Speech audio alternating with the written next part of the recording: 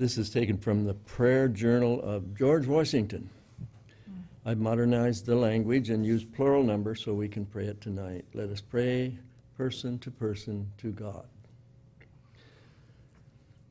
Let us live and legislate according to your holy rules, which you have this day prescribed in your holy word. Make us to know what is acceptable in your sight, and to delight in it. Open the eyes of our understanding. Help us thoroughly to examine ourselves concerning our knowledge, faith, and repentance. Increase our faith, and direct us to the true object, Jesus Christ, the way, the truth, and the life. Bless, O Lord, all the people of this land, from the highest to the lowest, particularly those whom you have appointed to rule over us in church and state. Continue your goodness to us this night. These petitions we humbly implore you to hear, accept, and answer for the sake of your dear Son, Jesus Christ, our Lord. Amen. Amen. Thank you. And we'll call the meeting to order at 1900. Would you stand, please, and join us in the Pledge of Allegiance? Pledge allegiance to the flag of the United States of America and to the republic for which it stands, one nation, under God, indivisible, with liberty and justice for all. Thank you. Rose, would you call the roll, please? Councilmember Boger. Here. Councilmember Wagner. Here. Councilmember Greenlee. Here. Councilmember Lindsay. Here. Councilmember McDaniel. Here. Mayor Pro Tem Shoemaker. Here. Councilmember Freeman. Here. Are there any amendments to the agenda? Seeing none, it will go as it stands. It's now time for public comment for anyone that would care to address the council. Any member of the public. There being no stampede for the microphone, we will have another public comment period towards the end of the meeting. And we will move on to the consent order. The following items will be passed by a single motion to approve all listed actions and resolutions. There will be no discussion on these items unless requested by council. If discussion is requested, the item will be removed from the consent agenda and considered separately. After the motion has been made and passed to approve the remaining items. On the consent agenda for this evening are A, workshop minutes of 8 June, B, council minutes of 8 June, C, accounts payable, checks 67092 to 67199, totaling $1,178,620.47. D, payroll checks 9611-9620, vouchers 16670 to 16695, and vouchers 16699 to 16726, totaling $184,745.70. And Agenda Bill 33-15, set a public hearing for sewer rate adjustments. Mr. Mayor Pro Tem, I ask unanimous consent that the consent agenda be approved as read. Seeing no objection, the consent agenda is approved as read. We're down to new business, and we're at Agenda Bill 3415, hold an annexation meeting for the annexation proposed by Mr. and Mrs. Stallnaker. Dave? Oh, I'm sorry, Mitch. All you guys look alike over there. Thank you, Mayor Pro Tem and Council. The Stallnaker annexation meeting is a requirement of State Law 35A 14120. It has an action item for you to take at the end, but I have a brief presentation of the property, and also Paul Lewis is here to go over the fiscal analysis of the proposed annexation. So we will get to the recommended action. It is one petition, has been filed. It is inclusive of 4 lots within the county currently. It's located in our central urban growth boundary, north of Washougal River Road and south of Woodburn Road. There's one zoning designation on the property, that's AR 16, and it's a total of 13 acres. So looking at our fine city, right there in the middle is the property that we're looking at, and this encompasses the totality of the 13 acres. Looking a little closer at each one, the first one owned by Stallnacker, 9.56 acres. There is one house on it, one owner of that property. The other, also owned by Stallnacker, is just over 2 acres, or at 2 acres, and again, one house. The other property, this one is 1.75 acres, one owner, La Rose, and again, one single-family residence. And then the Arnold property, just over a half acre, and again, one single-family residence on that property. So that gives you kind of an outline of where the property is. I'll turn it over to Paul to run through the fiscal analysis that was in your report. I'm going to put it up on the screen too. I apologize to those in the audience. It may not be tougher to read up there, but it is in the handout. Thank you, Mitch. Good evening, Mayor Pro Tem and City Council. What I'm going to walk you through today is the 2-page handout, similar to the presentation, but in a that we gave on June 8th, but a much more condensed version. The first page is the assumptions, the second page is the results. So I'll just walk through these, and feel free to ask questions as we go along if you have any. As Mitch mentioned, the property is 13 acres, a little over 13 acres, it looks like, zoned AR16 at 16 units per acre. The maximum density would be 222 total units. For development purposes, we're looking at an average unit size of 1,800 square feet. And population estimates, we're using 3 persons per household, which would, it's a little bit higher than I think you'd get for a multifamily, a dense multifamily development, but is representative of what you have in the city of Washougal. For our assumptions, the development would begin in 2017, and the project would be fully built out over 15 years, and for our purposes, we just averaged that development over those 15 years, assuming the same number of units would be built in each year. We looked at 3 development scenarios, the low density, moderate density, and high density. The low density would be 60 total units, and actually it should be 180 population. It originally, in an earlier version of this, used 64, 128, and 192 units, and dropped that back to round numbers of 60, 120, and 180. So for the 120 total units, the population would be 360. And then for the high-density scenario, 180 total units, and 540 would be the population. It's correct on the second page when we go through the results. The revenue and expense assumptions are the same as we presented to you on June 8th. The new construction value for this all-residential development would be $85 per square foot in 2015 dollars. The new construction tax base would take that new construction value, discount it by 20%, so it would take 80% of that gross structure cost for one-time only sales tax base. The utility tax base is estimated at $265 per month per residential unit, again in 2015 dollars. The real estate excise tax base would be based on new construction value through the build-out, and then based on a turnover after that build-out of roughly 6.5% of the total construction value. Okay? And then lastly, the state shared revenue is based on 2015 estimated per capita rates, and those are held constant. Again, both the revenue and the expense assumptions were set up to attempt to be conservative. The expense side, the fire and EMS expenses are based on $290 per new residence, again in 2015 dollars, and that's based on an assessment of the cost-sharing formula that you have for the Camas-Washougal Fire Department.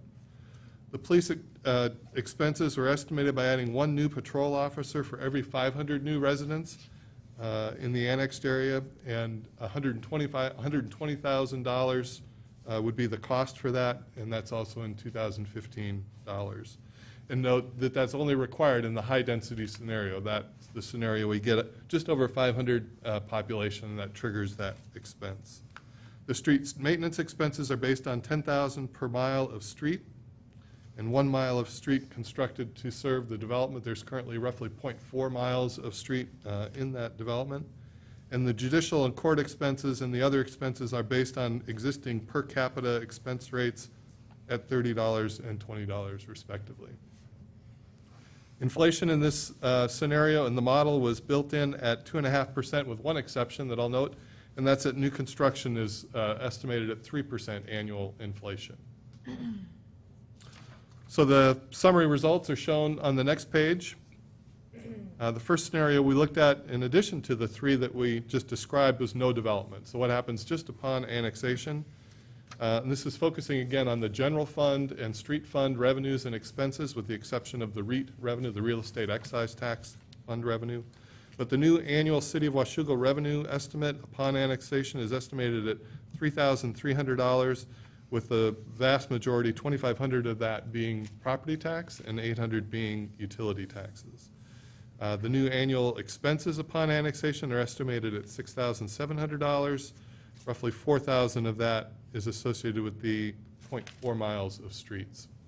And I would, one other sort of element in these estimates that we have is that sometimes the expenses don't come each year in the same amounts that you forecasted. If you remember when I talked about the forecast, it's really assumption-based, and in this assumption we have that 10,000 per mile. What really might happen is there might not be anything for a year or two. You might go out there and do some maintenance for a couple years, and then you might come in 5 years later and do a slurry seal or some other major maintenance on that street. So it's not going to come in at the $10,000 per mile every year. And similarly to the court and other costs, it won't be $50, $30 per capita every year. That's just the average that we have and that we're using in the model. And this is an example of that in terms of that street maintenance expense. If you take those two together, you get annual negative net revenue of just $3,400 with no one-time revenue. So there's no transaction associated with the current development that would create any one-time revenue. Okay? In the development scenario fiscal summary, there's a table there. I'll walk you through the table. What we looked at was 2032. This is year 17 of the development. This is right after full build-out, the year of full build-out. And you can see the three different scenarios. The top part of this table looks at the ongoing revenue and ongoing expenses. So just to walk you through this, the low density, you'll have $60,000 of ongoing revenue at that point, $62,000 of ongoing expenses, so negative net ongoing revenue of $2,000. You'd also have $4,000 of one-time revenue, and again, the population served would be 180. For the moderate density scenario, you'd have 116,000 of revenue, 102,000 of expense, so a net positive revenue of $14,000 in that year, and one-time revenue of $8,000, serving a population of 360. And then just the high-density scenario, 173,000 revenue, 325,000 of expense, including the expense for the patrol officer, and then 152,000 negative with $12,000 of one-time revenue, and a population, again, of 540. Net present value, if you remember that concept, it's where you look at the full 30-year period and you bring back all the revenues and all the expenses and discount them to one number so you can compare apples to apples. Some of the scenarios have expenses that vary over time, and you bring them back into present value to current dollars today. And you can see under the low-density scenario, $99,000 is negative net ongoing revenue for that scenario, but you have one-time revenue of $136,000 of present value. So combined, the one-time and the ongoing, it's a positive $37,000. The moderate density scenario, again, positive net revenue, net present value of net revenue of $79,000 with an additional $272,000 of net present value for the one-time revenue, so a total of $351,000. And then for the high density, you've got net ongoing revenue of $1,463,000 negative, and again, that's a function of adding that patrol officer midway through the projection period. $408,000 of one-time revenue, so $1,055,000 of net present value, a negative net present value. Okay? The graph down below just charts the annual numbers for you for the net revenue.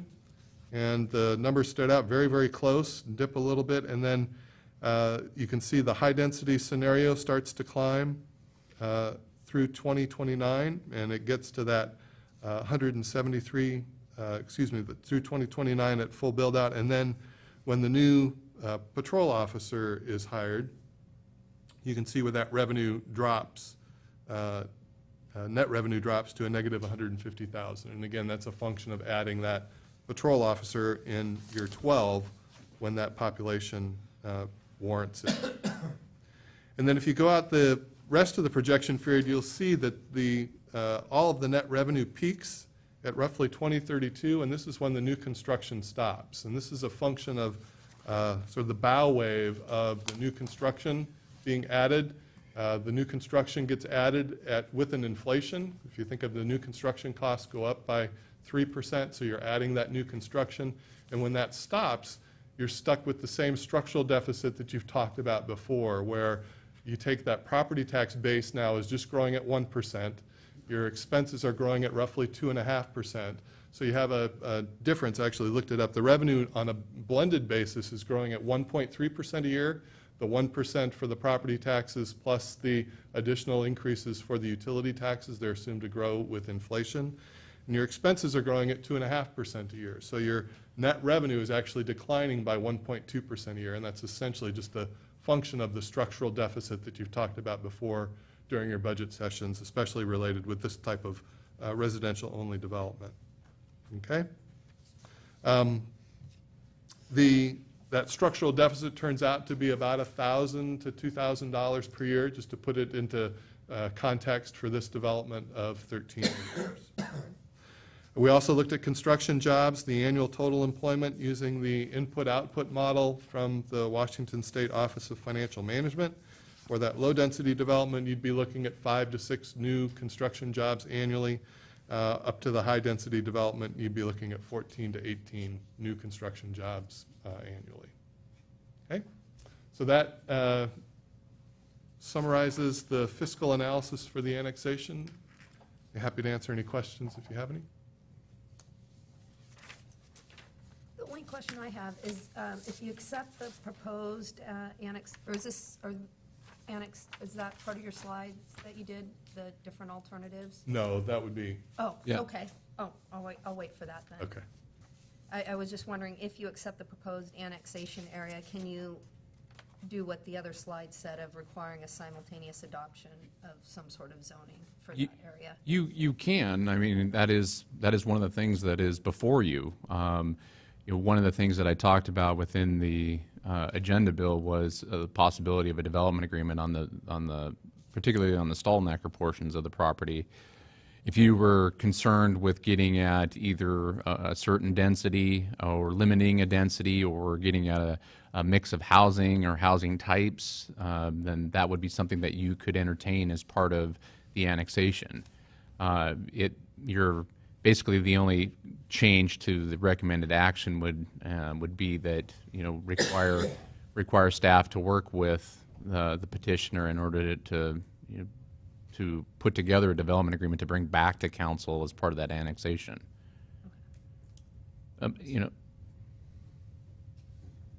When is the appropriate time to have that discussion about whether or not we want to limit it?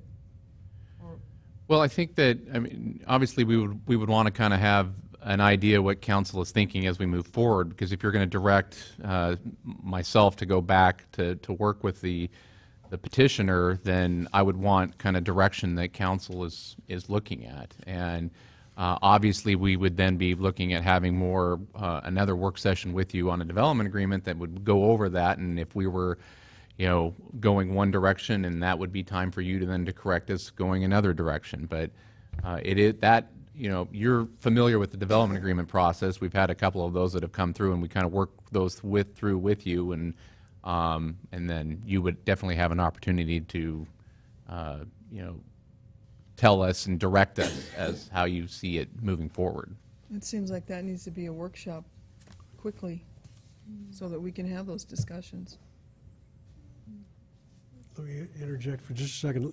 Mitch and I had a long conversation about this afternoon, And your question on the timing, it doesn't have to stop us from approving this to go forward tonight, but we should, at some point in the near future, give Mitch some guidance about what we're looking for in the way of a development agreement if we want a development agreement. Yeah, I would appreciate, and I'm sure that the applicant would appreciate that. I mean, if there is a a topic that on that you would want considered within the development agreement, I would appreciate hearing that tonight, because that then allows us to go back and start going to work with them. And so if you have an idea about if it's density that you're looking at, if it's you want a mix of housing, if you want townhouses only, or what it is, or apartments only, whatever those kind of things that you want us to see or would like to see within the development agreement. And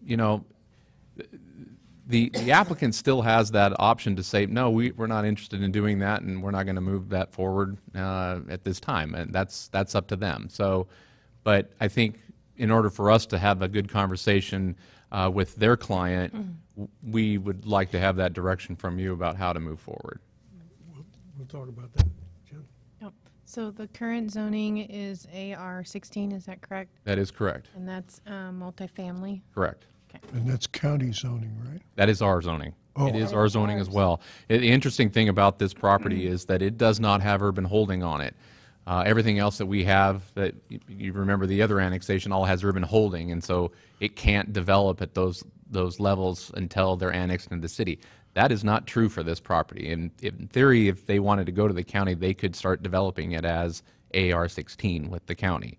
Now, as part of the comp plan update, we're trying to put the urban holding back on. We've asked for that for a couple of years now, which would limit that development potential until it came into the city. I'm trying to, I live not real far from there, but refresh our memory here. What are the slopes like? There's some good slopes. You bet. From Woodburn south on the property, there is slopes. Slopes, and I, again, the petitioner's agents could probably tell this, but they had somebody do some scenarios planning on the property. They actually had about I think it was on the low end was 40 something to the high end about 73. They had 73 units, and it was a mix of detached housing and townhomes. Townhomes, when you got to the 73, it was pretty much all attached townhomes at that point. Again, on the lower portion, down from those slopes, you may, based on geotechnical analysis, they may be able to build into that and create some different daylight-type basements and stuff. But there are definitely some slopes that are associated with the property. And then from those slopes, are there views up the Washougal River Valley? That I don't know, Paul. We'll get that, the public hearing. Well, it's not a public hearing. Oh, okay, I'm sorry. This is not a public hearing, so, Oh, I'm sorry. yeah. We can cover that in public comment, however. Michelle? Well, and, yeah, just to answer your question, then, the only reason I bring it up, and I haven't been involved in any development planning sessions of that sort, so it is new to me, but we've been talking a lot about mixed use and lack of retail space in the city, and that's the only reason I question, residential only, and then also when you put figures of 222 units, but up here you're saying, well, moderate density, that would allow for a break even and a little bit of a profit in the sense of the city not having to get an extra police officer, shows it at, 120 units? And so that, I would think that would be something we'd want to discuss. Yeah, I think it's one thing, based on the assumptions, it's somewhat of an easy thing to look at and try to pick that number. The other thing that you have to remember is that I think any time that you look at a residential-only annexation, you're going to be faced with these numbers, because as soon as the population gets to a certain point, we're adding people in order to do that. It's a little bit different when we looked at the other annexation because we have an employment associated with that. There's some of that sales that come into that and helps offset that cost of those things. So the other thing to consider in doing all of this is, what else is going on within the city? It's not just this one piece within the vacuum, is that what else is going on? Are we having any other commercial developments? Are we having other industrial developments? And we're having, the industrial park is doing well. I'm hopeful that, Parker's Landing will get moving. And so those are things that, again, will help the general fund and then it lessen the cost associated with residential, not just this one, but any other residential district that we're looking at. In kind of a general, it is within our urban growth boundary.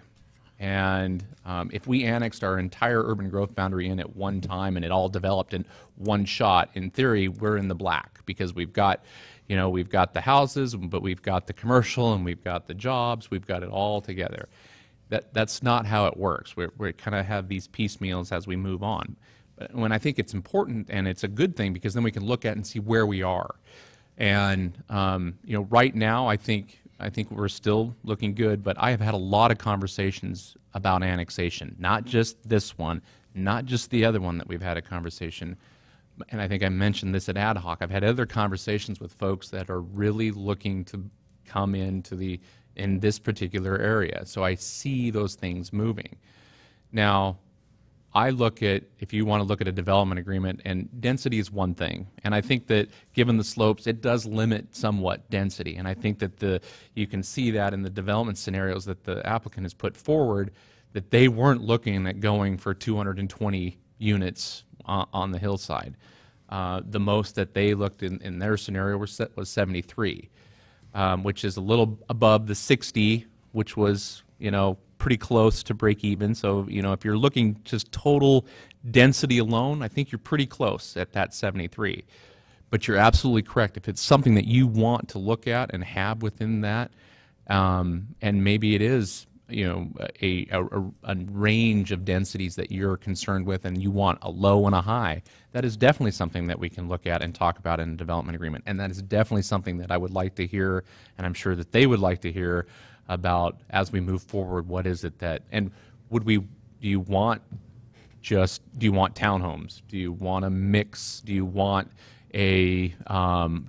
apartments? Do you want, you can have about 3,000 square feet of retail of, kind of a little mom and pop shop. You can have those kind of things in that.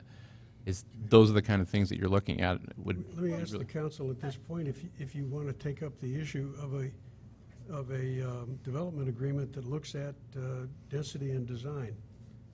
I think in light of, the crew that we had here with Woodburn Hills sub-area, I don't want to add layers of bureaucracy to things, but I feel like we should kind of be, for the city, checking on these new developments and how they fit in with the city. That's my personal view. Can I get a sense of the council? Do we want to take that up at this point? I would say that's a workshop issue that I would like to have a chance to talk about it and think about it before it's really on the table in front of us to decide. On the other hand, what's before us right now, all it does is define an area for which petitioners can petition annexation. Yes. That's all it does. And we can. It does a couple other things, but okay. Which are important things. But in terms of deciding what the development agreement should be, it doesn't do that. Right. There is going to be a hearing, and as part of that hearing, if I get the sense from the council that it is something that a development agreement is something that we want to look at, there would be a development agreement associated with that hearing at some future date. We don't need a decision about the contents of a DA tonight, and that's certainly not before you at any. I think Mitch is just looking for a sense of the council. Is there some interest on the council that maybe a DA might be appropriate in this case? That level, very high level, yeah, maybe a DA would be appropriate, or at least we should consider it, not what it should say or anything Right. like that. It gave you a level of comfort in moving forward with. Let me ask this question. At some point, a DA, there are economies of scale and scope, and at some point, a DA does not make sense because the project's too small. I mean, if you were talking about 3 lots, you probably wouldn't go through the hoops to have a DA. Is this big enough that that a development agreement kind of makes sense? Or is it? You know, I think so. I mean, I think given the, especially as Councilperson Wagner said, given the concerns that we've been dealing with lately, yeah, I think it is something that we could look at and say, let's try to make sure we get it right. The other part about this, as my conversation with Councilperson Shoemaker this afternoon, was that this is in the far end of that area that, and I talked about, you know, Right. looking at from getting a consultant to come in and looking at. And so, you know, I don't know if we're going to reach all the way over there, but if we did, it would be an area that we could throw in with that, and maybe as part of that, we don't need to do a DA. We can capture all of that under that one thing. It's just, again, it's a matter of timing if they want to move forward in annexation, but that may take us a little bit longer to put that plan together. I'm just trying to make sure that you're comfortable with moving forward with an annexation and have some feel that it will be done in a way that you guys can be proud of, and they can be proud of, and we can all be proud of. So I reiterate my question. Well, wait a minute. Connie Jo, you had something to add. Well, I want to thank you for your explanation, because when I look at just the dollar figures, I automatically did what Michelle did, and saying, well, we need to stick with something that turns black and not red. But your description, I'm pretty new at this too, so it's good to have your description.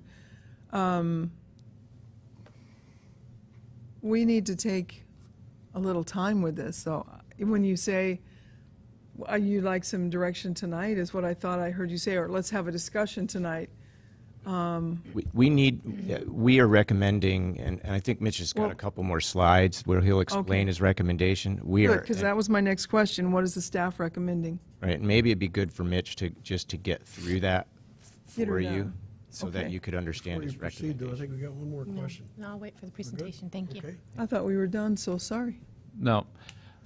So the RCW requires really 3 things of you: that you need to either accept, reject, or geographically modify the annexation area. You also can require the simultaneous adoption of a proposed zoning regulation. That's where a DA would come in at that time. And that you require the assumption of all or any portion of existing city indebtedness by the area to be annexed. Those are the 3 things by state law that you need to do. So our staff recommended action was that you accept the proposed annexation area, so you don't change it or modify it. You accept the area as proposed. You, in between these two is where you would say we would like to see a DA worked on and brought back. You also have to require the assumption of all existing city indebtedness by the area to be annexed. You need to make that statement tonight as well. And then you would authorize us to develop a petition for annexation for the area and authorize its circulation. That's another spot where you could say, we'd also like staff to work with the petitioners to develop a development agreement.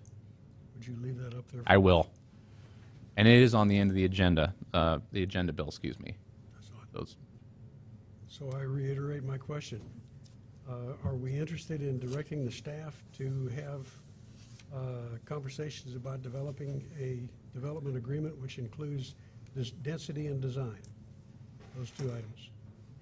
I think so, yeah. What would be the role of the planning commission in this? None.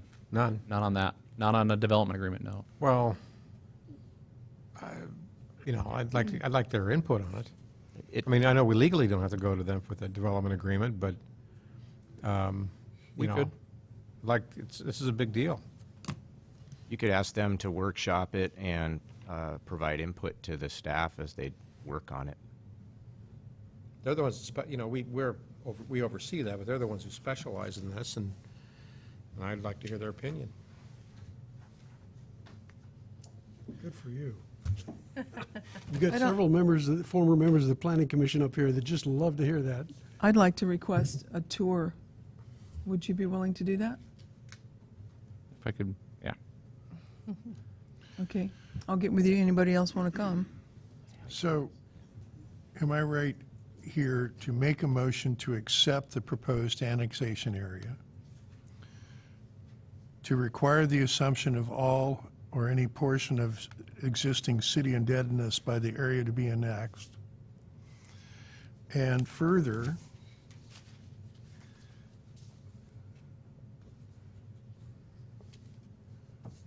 would you suggest requiring simultaneous adoption of proposed zoning regulation, or is that too tight? What would be your recommendation? I'd be specific about development agreement going to planning commission for work session and brought back to council. All right, and further that staff engage in a development agreement discussion and include the planning commission and ask the planning commission to report back to council by way of staff. That is a motion? That is a motion. We have a motion on the floor. And one more piece, and authorize the staff to develop a petition for annexation for the area and authorize its circulation. Second. There's a motion and the second on the floor. Discussion? I'll call for the vote. All in favor? Aye. Aye. Opposed? Okay, so, Thank you.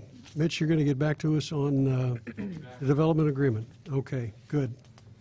And folks, we're glad you could come tonight, and it's serious business for us. We're glad to have you here, and we look forward to working with you. Did you want to stick around for public comment to address some issue of interest? Okay. There being no further new business, it's time. You're up. My name's Dan Huntington. My wife and I work with Windermere Crest Real Estate in Camas, and we represent the Stallneckers. I just want to answer a couple things that came up. There are some steep slopes and there's some wetlands on this property. So there's physical constraints to limitations limitations to the development, which will drive much of what happens on the property. It's very unlikely that we would see the high-end density that's talked about here. It'd be almost certain to be lower-end density. There are a few parts of the property that have nice views, not up the Washougal River, but down across the Columbia and out to Mount Hood, but they're steep, and that's probably not where most of the development will take place. It's unlikely that it'd be suitable for any kind of commercial development, but it's so close to downtown, I think we want to try to adopt a policy that'll drive some residential development here, because that'll help downtown, because it's just a mile and a quarter from the central core. This is where the development for the city should be taking place. But I'm not sure how much it's really necessary to delineate what can happen on it from the city's perspective, because the physical constraints are really what's going to be driving it.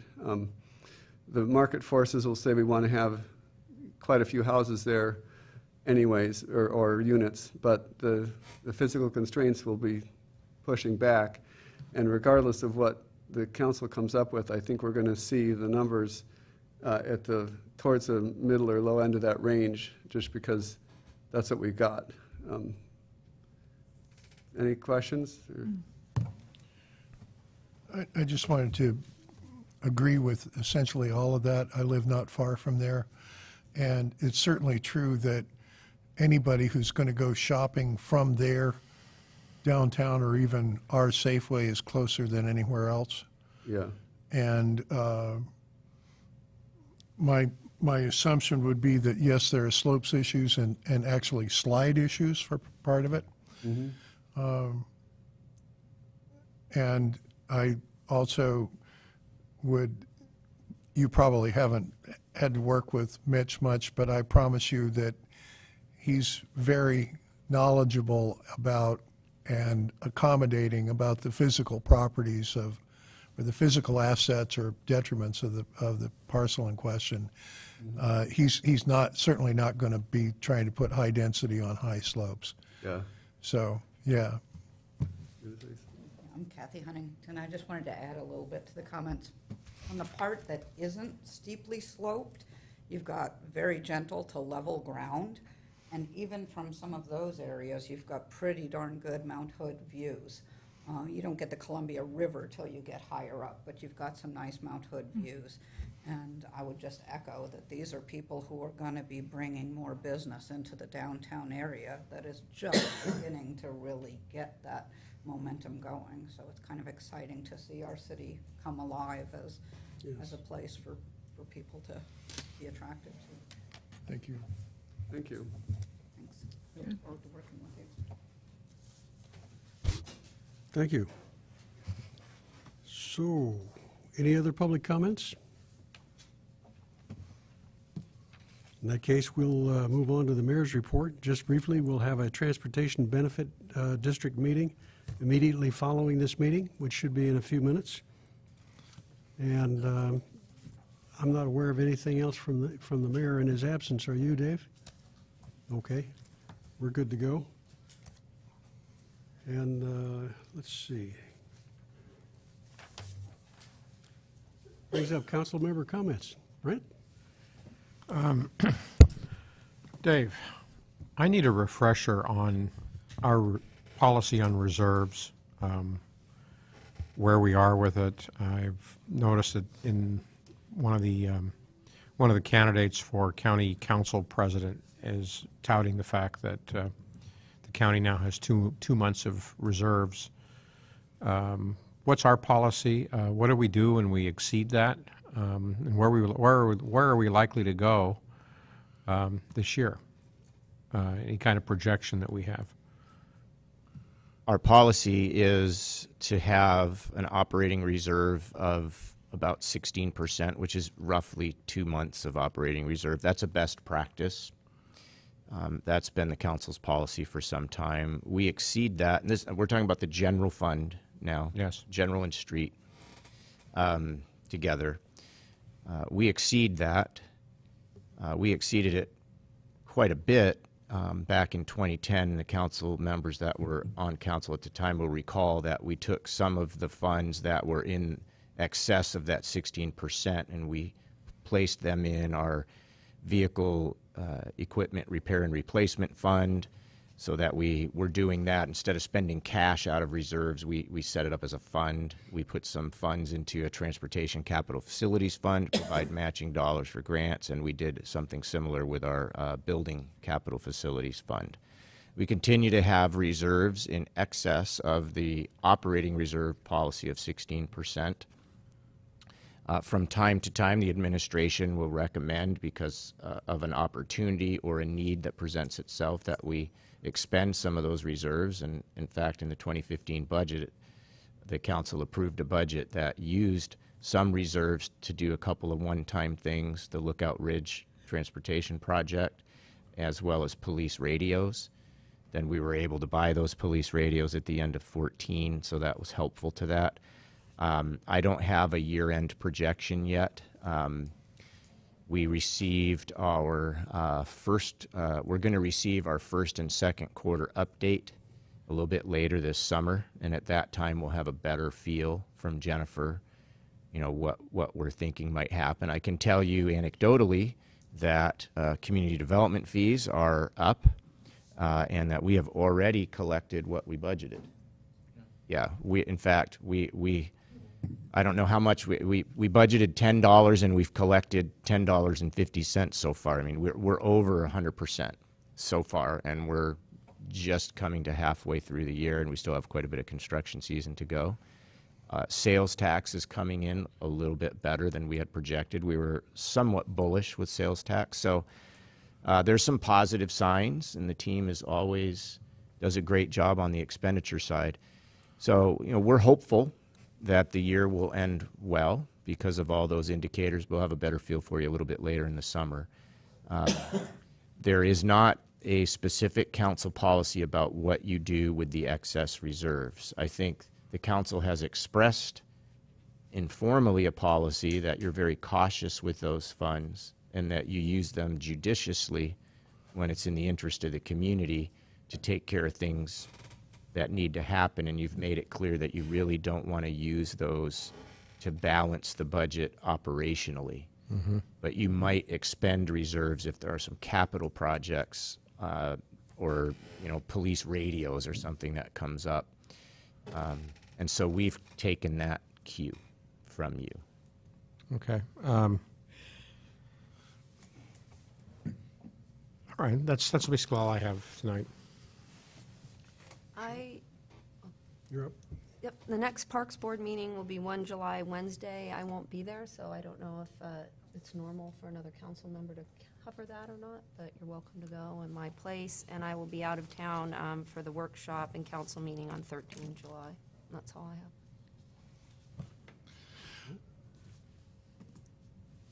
have. I will be this week in Wenatchee for the Association of Washington Cities annual conference. I have to admit that I am not entirely thrilled about driving 5.5 hours tomorrow, but life is hard. Of course, big 4th of July celebration at the port. Music, kids' games begin at 4:30. Sky Band is on at 6 to 7:30. And 5 Guys Named Mo come on at 8:30 until 10 when the fireworks start.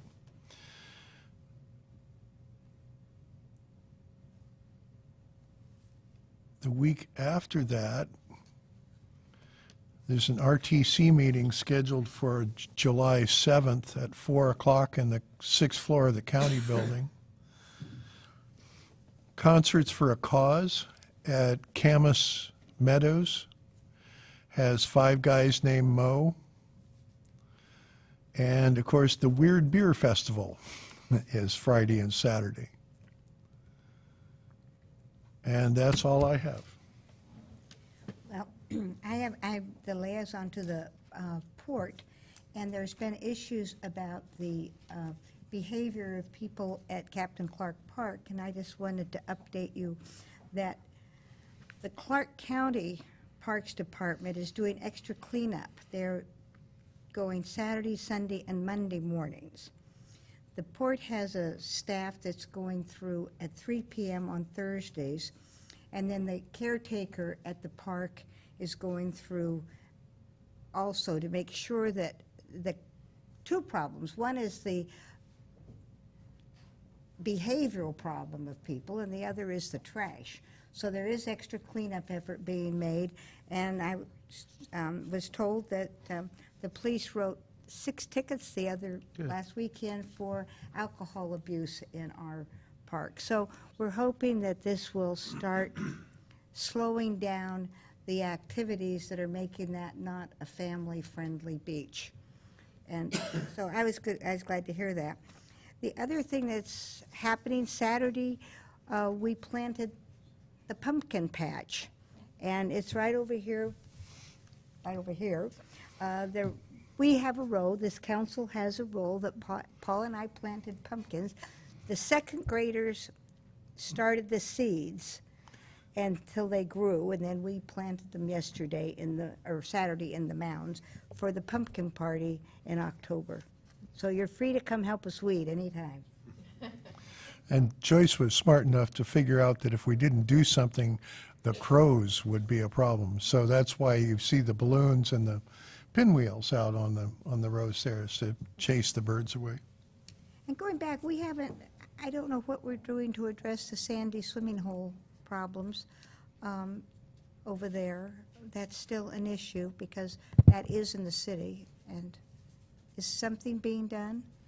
The chief has asked his team to pay some special attention there as well. There's been some ticketing that's gone on. I can't remember the number, but there was a one day or a weekend that just passed. I can't remember if it was this last weekend or the weekend prior. I think it was the weekend prior. There was a number of tickets that were issued, so they're stepping that up.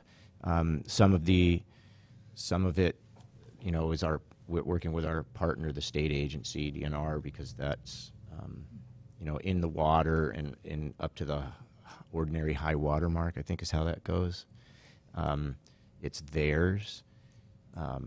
But it's similar types of issues. We try to work with our partners and do the best we can with the resources that the chief has out there.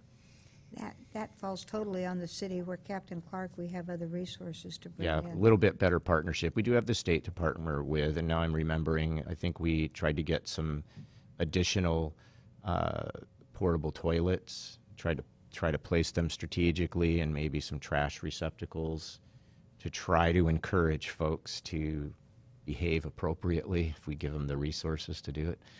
What is the process of closing a park that's being abused? Well, if it's a city park, it's totally up to us. If it's a partnership park, then it's a partnership process. I'm not aware that there's a specific. Well, it's a shame for a neighborhood park to be abused that way because it is intrusive for people to come in and Right. not behave themselves. Right. So, for example, at the Sandy Swim, we could barricade the parking lot and close the parking lot. That's sort of the face of the park, if you would. It's the access to the park. You can get to the Sandy swimming hole from multiple locations. People can get down in there and enjoy that. You can get there from different ways. I think it would be, we would have to patrol it and remove people or tell people to leave. It's not the type of thing where the access is pretty limited and you can close one or two points of access and really nobody goes there. So I think it would just take quite a concerted effort to close it, if you would. Thank you. Jennifer? Connie Jo? Yes, thank you. Tomorrow night is the school board meeting. It starts at 6:30. It will be at the district boardroom. And that's all I have. Public Safety Committee met on Monday, the 15th of June at 12:30 here in Chambers, and we covered many of the issues with regard to the parks. We also looked at juvenile curfews and the possibility of juvenile curfews. And also we looked at the ongoing harmonization of fire inspection fees between Camas and Washougal now that the two fire departments are combined. And we're tracking that issue, and so far we haven't seen anything that we found any major disagreement with. Mayor Pro Tem, if I could, please, excuse me. Go ahead. There was something I should have reported under Mayor's report. I don't believe a council member mentioned it. Just a reminder, you all received an email, but for the public as well, on July 8th at 11 a.m. at the former Hamilton lumber site is the ribbon cutting for the Washougal Waterfront Park and Trail. It's a very big milestone for the port and this community, so that's on July 8th at 11 a.m. I'm sorry, I missed that. I mean, I forgot to mention it. One more. One more? Well, just to address your comments about the fire department, the JPAC meeting just met on. I was saving it for you. You were. I didn't think to do it. Anyways, we met Wednesday, and all of those were voted on and approved. So everything is all cleaned up between Camas and Washougal with the fire department. For this week, until next week. Well, the past discrepancies You're quite an optimist. between the two organizations have been cleaned up. I would make the point with the public that you notice that much of the work of the council goes on in committee meetings, not here at the council. And you see evidence of it here every night. If there's nothing further for the good of the order, let me ask one thing. Do we need a 5-minute break before we convene the? I can start anytime. Anybody? I'm good. We'd We still are be in adjourned. session normally.